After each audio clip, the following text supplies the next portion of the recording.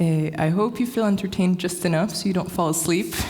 And it's not going to be a very complicated talk. It's actually about a pretty basic idea, becoming better. And I think I would say that we're all pretty familiar with it. For example, let's say I decided I wanted to run a marathon. I wouldn't show up the day of and start running. I mean, I could, but it's probably not the best idea. I would probably start training, I'd focus on my technique, I'd try to focus on my diet, on my sleep, and probably tons of other things. And I think all of us have millions of examples of this on a daily basis, whether small or big. But first, who am I to say anything about this? My name is Tiffany. I am not a self-improvement specialist. I don't have any answers, but I ask a lot of questions. I work at Sparebanken Utvikling in Trondheim, which is an alliance of banks in Norway, and I work as a developer. But I am originally trained as a social anthropologist. So I decided that I wanted to conduct a type of mini research project among developers. And why? Well, first of all, I think it's a pretty fascinating topic, and there's no clear roadmap on how to become better at things. And also because I want to become better. So I saw this as an opportunity to ask questions, gather advice, and a lot of tips. So today I want to tell you a bit about the project first, before we go through answers and some of the findings. And I'll share some thoughts that I've had at the end. So first, let's look at the what, the how, the who, the why of the project. I'll talk a bit about the limitations and my approach. But first, I mentioned that I am a social anthropologist. What is social anthropology? I'm not going to try to explain it in my own words, because I would spend the rest of the talk on it. So I'm going to use the definition by the University of Oslo, where I've trained. Are you curious about how we live together in small and large communities around the world? Social anthropology explores human creativity, culture, and interaction up close. The field challenges our own understandings and worldview. So it's part of the social sciences. It has a qualitative approach, and it views humans as social creatures. So there's no laboratory, there's no instrument. Me, the researcher, I am my own primary research tool. So it's not quantitative. I'm not trying to say something about the large group. I'm not trying to say something about all developers. And I will not present any facts or hard truths, but rather my own observations and interpretations. But first I want to say something about project limitations, maybe in general in research projects in anthropology. First, resources. If you want to do research, you need funds. To get funds, you have to apply. Those processes seem to be very long, pretty bureaucratic, and quite complicated. Then there's question of access. You can't take for granted that the people you want to talk to you. There's also maybe more structural issues, such as maybe potential visas, or even access to companies. And in time, every project has to be completed within a very set time frame. In my case, I had no resources because I had no funds. This was just done on my spare time, so that was not an issue. In terms of access, I had partial concerns because even though I'm not a complete outsider, there is no guarantee that people actually wanted to talk to me. I worried that, or I guess I assumed that I would have to chase, insist, remind people to answer me, but to my surprise, participants were very willing to participate. And then there's the time question, which was my biggest issue. I had too little time, and I do tend to take a very disorganized approach, which wasn't very helpful in this case. Some context before I continue. This project was conducted earlier this year and was originally used for a presentation in an internal conference at my company. So everything was conducted in Norwegian. So any weird translations of quotes that I'll show are all my mistake.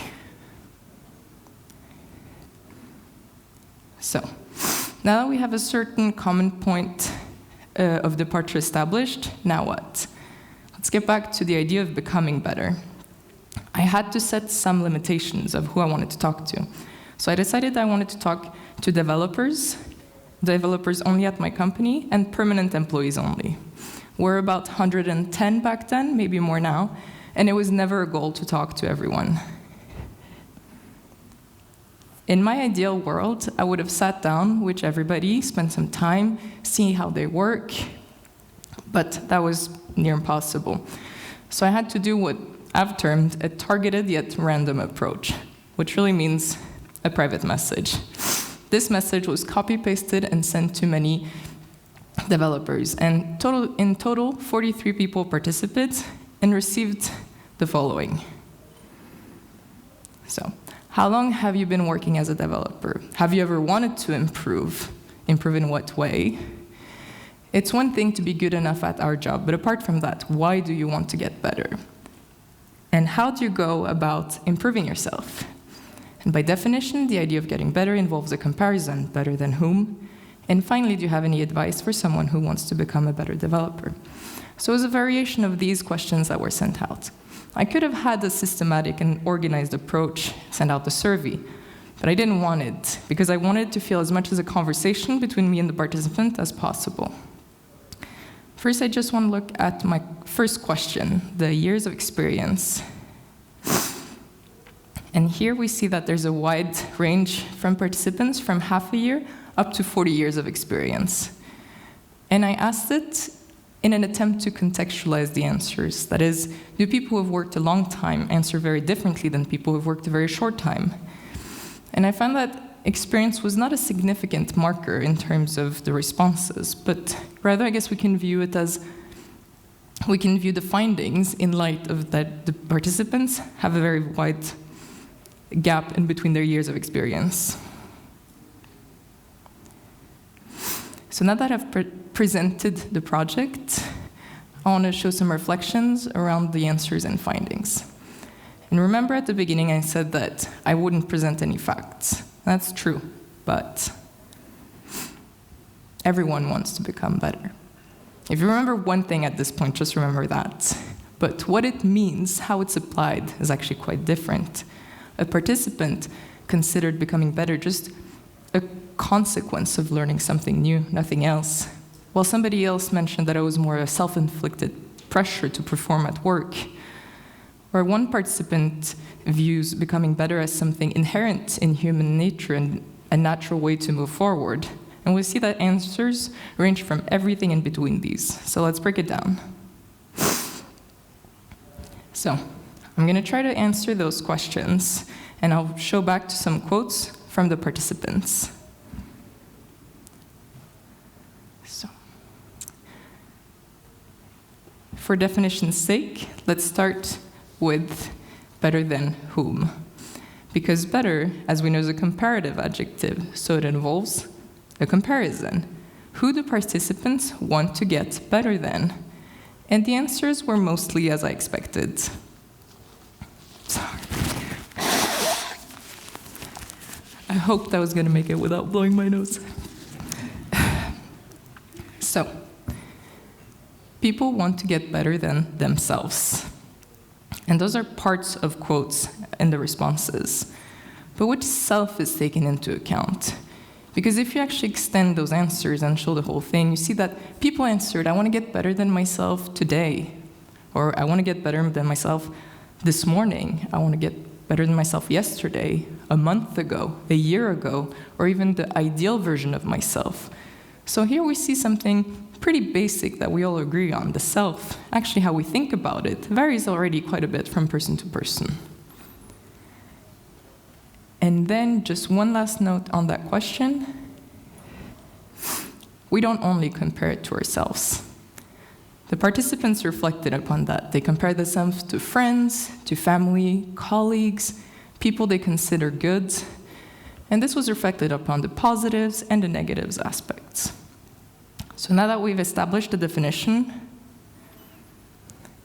Better at what? And all the answer here are mostly related to working as a developer. And there's really no lack of what people want to learn. People want to learn architecture, collaboration, new programming languages, new technologies, understand details, understand the big picture, write more readable codes, problem solving, leadership, domain knowledge, work independently, know their programming language better, a better understanding of the customer's needs, code better, design, communication, soft skills, critical mindset, work efficiently, security, design patterns, or even humility. So there's more than enough to do. So then how do we actually become better? And here participants mentioned many resources: courses, videos, websites, blogs, books, podcasts, Copilot, ChatGPT, documentation, meetups, conferences. But here we can see that people take many different approaches on how they deal with it. And I'll try to show this with reading out some quotes from participants. My way of learning is not particularly structured, but rather exploratory and depends on what captures my interest at the moment. I am naturally analytical and enjoy setting goals to improve. On the path to becoming better, I try as much as possible to identify some milestones along the way, ideally as early as possible in the process. So here we see two different approaches on how to reach similar goals. In many valuable work discussions with others at the office, it's also great that we in the team have the space and focus to continually strive to improve and do not limit this to Thursdays or so. Just a side note, Thursdays, we get the day off every week so that we can focus on learning, improving, whatever we're interested in. I really enjoy watching videos, YouTube, Coursera, etc., to learn more about coding or new concepts, courses as well. So we see some people prefer to walk alone, others promote collaboration, pair programming, etc. The best learning comes from coding my own projects. I try to find something that I enjoy. Choosing projects on Thursday that are actually relevant to the job. So do you learn based on your own interest, or do you choose what's strategically important to your job? So how we actually move ahead to become better actually varies a lot from person to person. And it's not to say that, well, some people do it like that, and others do it like that. It's about approaches, right? And it can vary even for the same person. And then I just wanted to come back to the last questions. Finally, do you have any advice for someone who wants to become a better developer? And I asked for advice. Why did I do that? Because I was curious about the answers between what people do and what they advise to do. Is it do as I do or do as I say? And generally, there was not a big difference. The same elements tended to recur in the answers. And rather than focusing on specific things that one should learn, it was much more focused on the necessary attitudes, such as being open, curious, willing to fail, or ask a lot of questions. I did get one advice on what not to do. Not thinking that you need to improve solely for the sake of improving. So then, what is it like when there's always more to learn? For me, I know that the more I know, the less I know. And is it motivating? In general, yes, but at times I find it pretty tiring. And here I saw that I needed to reframe my question on how I asked. Is it a motivating or paralyzing feeling? Well, here I set them up against each other. So you're always going to pick motivating. And then paralyzing, I found out is way too strong of a word in this situation. So then I tried to reframe my question to, wanting to improve is often motivating, but can it also be a tiring feeling? And this opened much more room for people to be like, yeah, it's motivating, but it can be tiring. You feel that you never do enough. It can be tiring for others around you. It's hard to find a balance at home, but overall, it's still a good motivation. So then why do we do it? Why do we want to improve? And there are many great answers to this. I've tried to divide the answers into 4 main categories, which are oneself, the status quo, others, and a sense of accomplishment and curiosity. And people often mention multiple of these. It's not that one mutually excludes the other one. Try to read some quotes to exemplify each of them again. So let's start with the first and obvious. Why do you want to improve? Well, for yourself. Here's some quotes. There is something particularly satisfying about knowing that you can perform exceptionally well. It boosts your confidence and gives you more energy to help others.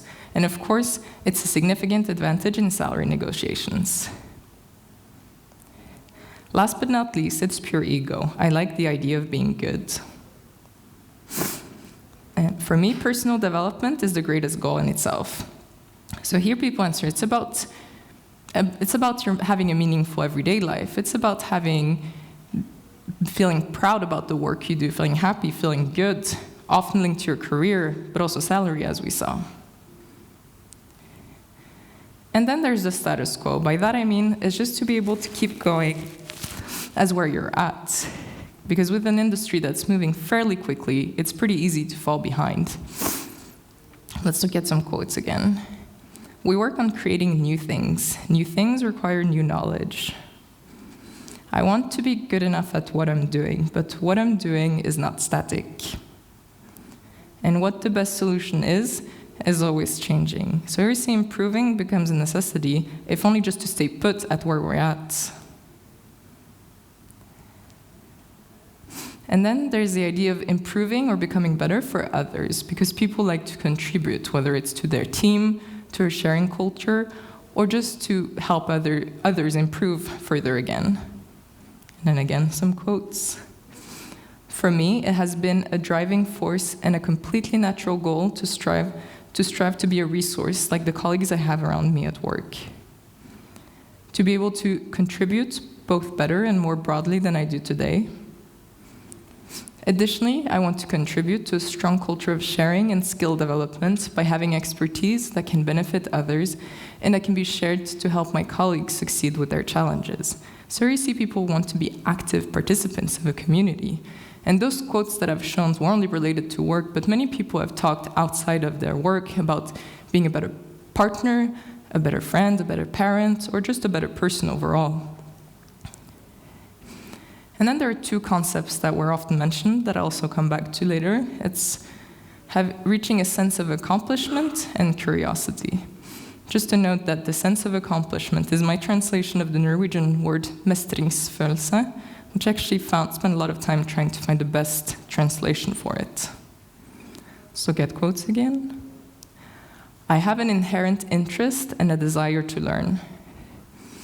It's not a goal in itself to become much better, but it's very exciting and challenging to learn something new. This is likely also closely related to the sense of accomplishment one gets from succeeding at things. And ultimately, it's the pursuit of a sense of accomplishment that is important to me, and continually finding new obstacles and challenges to overcome in order to trigger that sense of accomplishment. And then one quick last note on the framing of the question. It's one thing to be good enough at our job, but why we want to get better. It was a conscious framing because I wanted to avoid the easy answer, well, why get better? So I can do a better job. But many reflected upon this as well. Some people say they don't feel good enough at their job, and other participants said that feeling good enough for their job really isn't very satisfactory to stay at that. So, now that we've gone a bit over the how, the why, the who of becoming better, and as participants were answering me, I read so many great answers, and I had so many new questions. And at this point, I could have asked endless follow-up questions, but remember, my time management was not good. So 2 things that were mentioned often that I wanted to focus on was curiosity and sense of accomplishment.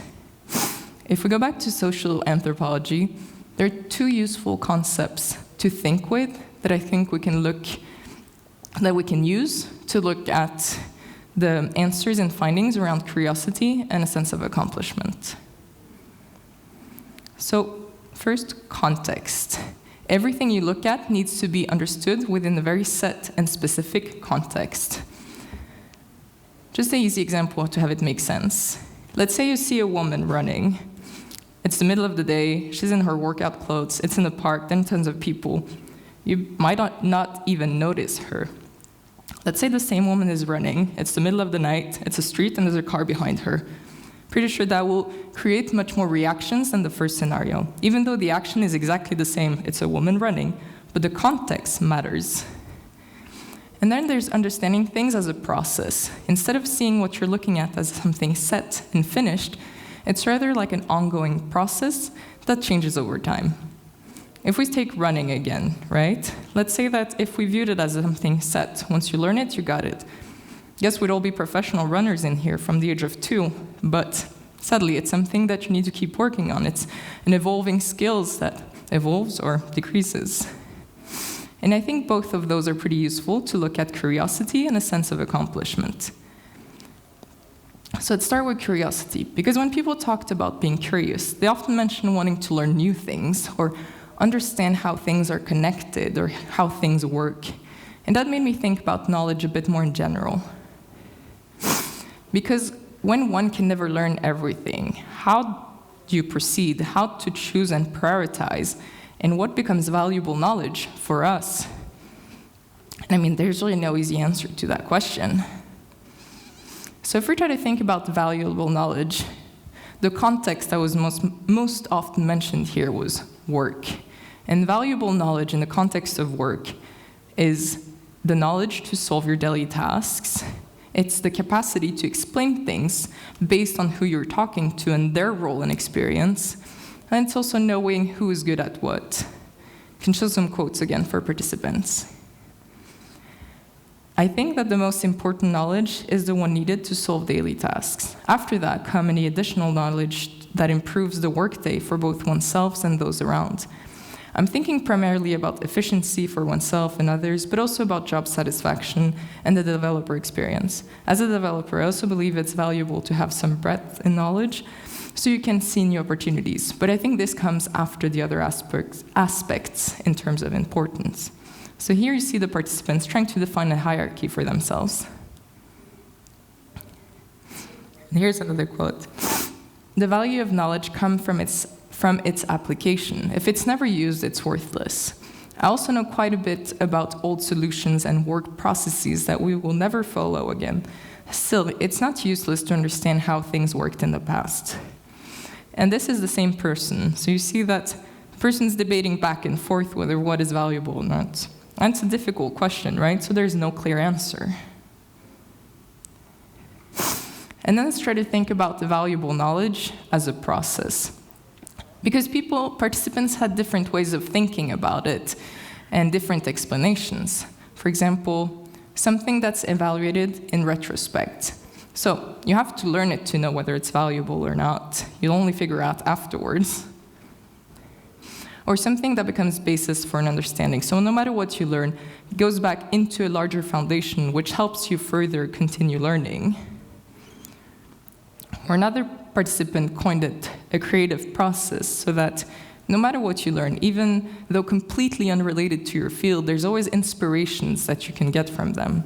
So you see that participants think of it in different ways, and how they think of it will influence what is prioritized.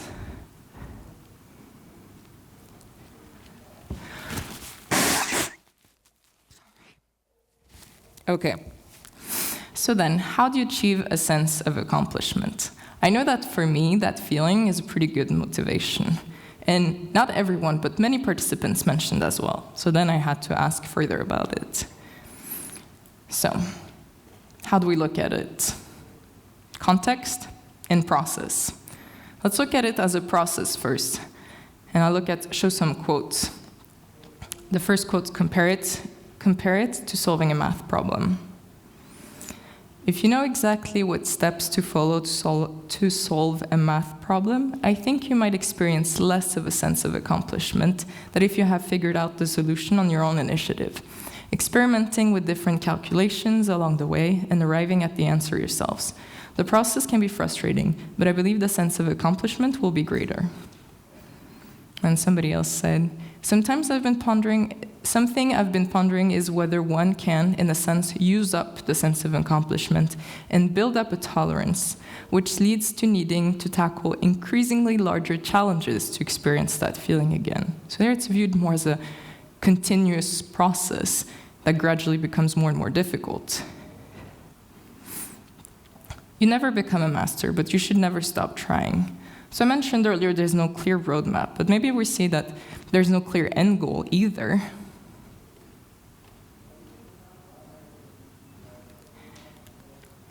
And so if we look at the sense of accomplishment within its context, what was most often mentioned, that was more commonly the self.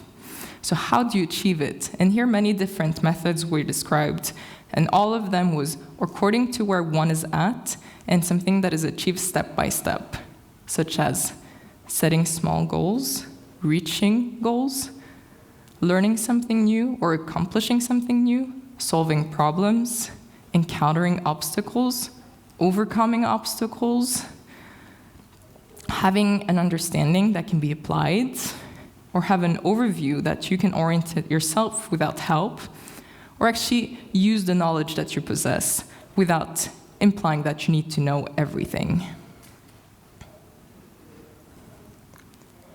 And then one note, because here the context, becoming better, is often about oneself. But I would say that the repercussions are larger, because as I mentioned earlier, I said that social anthropology looks at humans as social creatures. And this has nothing to do about being extroverted, being social, or liking public talking, or anything like that. But this is just about how we function with each other. And we've seen that in a lot of the answers that the value of improving is not only for oneself, but also for others around you, whether it's about sharing, collaborating, being a better colleague, etc.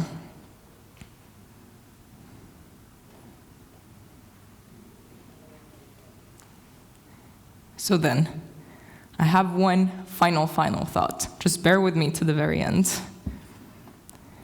Do you remember I mentioned earlier the key takeaway? Everyone wants to become better. We can view this as a never-ending process. It's something where there's no obvious way on how to move forward. I've shown how some participants consider it something becoming better is just a side effect of their curiosity, of something that's just a necessity for work. Others link it to something larger, such as personal development.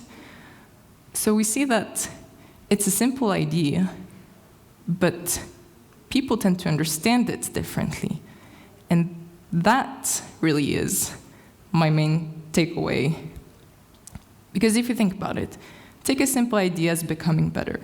And when just asking just a few more questions, we realize that it means something very different from one participant to the next. So that simple idea isn't so simple anymore, it becomes much more complex. When it means something different from participant to participant, it's also going to mean something very different for me or for anybody else in this room today. In that sense, we can't take for granted what it really means. If we come back to the definition I shared earlier, I didn't challenge anybody's worldviews today, and that's okay. But I think maybe the certain taken for granted we have for very simple ideas is something that maybe we can at times remember to put aside or at least reflect upon it. And because this, I think, as a point of departure on how to be with other people, whether at home, at work, on the bus, is fundamental, in my opinion. And apparently I was super fast, you get a longer break. Thank you for coming.